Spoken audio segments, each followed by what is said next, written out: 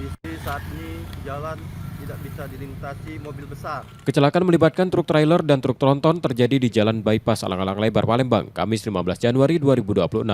Truk trailer menghantam truk tronton yang tengah berhenti di bahu jalan untuk menunggu giliran masuk ke kawasan pergudangan.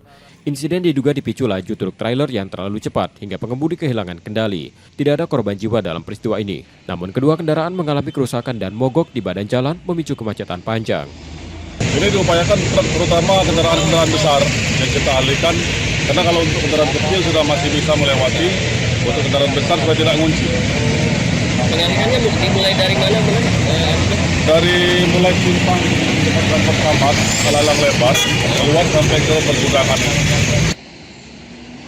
Untuk mengurai kepadatan, polisi menerapkan rekayasa lalu lintas dengan mengalihkan arus kendaraan menuju jalur alternatif untuk pengguna jalan yang mengarah ke Terminal Alang-Alang Lebar. Reski Oktora, Muklas Diferensial, Kompas TV, Palembang, Sumatera Selatan.